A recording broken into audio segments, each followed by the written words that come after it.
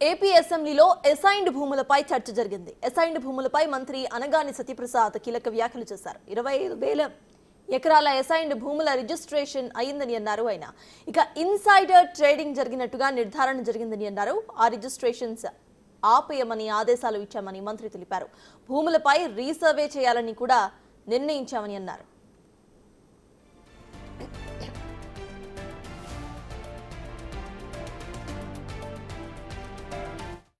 2019 నాటికి అధ్యక్ష దాదాపుగా 36,36,748 ఎకరాలు ఈ ప్రభుత్వాలు పంపిణీ చేసే అధ్యక్ష.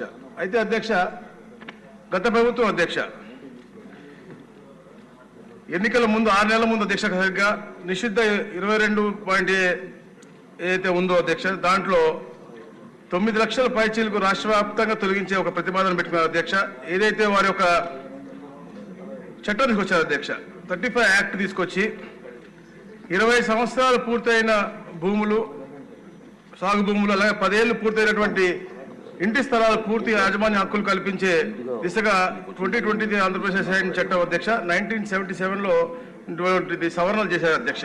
అయితే అధ్యక్ష అసైన్ భూములని యాజమాన్య హక్కులు కల్పిస్తున్నాము అని చెప్పి తెలుసుకుని ముందే అధ్యక్ష ఈ యొక్క రాబందుల అధ్యక్ష ఏదో వైసీపీ రాబందుల అధ్యక్ష ముందుగానే అక్కడికి వెళ్ళటం ఈ అసైన్ అయిన ఉన్నటువంటి వ్యక్తులను బెదిరించడం ఈ లాక్కోవడం అనేది చాలా పెద్ద ఎత్తున దుమారం రేపింది. ఇన్సైడ్ ట్రేడింగ్ కి పూర్తిగా పార్లమెంట్ నిర్ధారించడం కూడా జరిగింది అధ్యక్ష. తప్పకుండా దీనిపైన రీవెరిఫికేషన్ పెద్ద ఎత్తున చేస్తా ఉన్నాం అధ్యక్ష. దాదాపుగా ఏదైతే రిజిస్ట్రేషన్ జరిగినా 25,000 రిజిస్ట్రేషన్ జరిగినాయి దాంట్లో 8,000 వరకు అన్లాఫుల్ గా జరిగిందని కూడా మా దృష్టికి వచ్చింది అధ్యక్ష.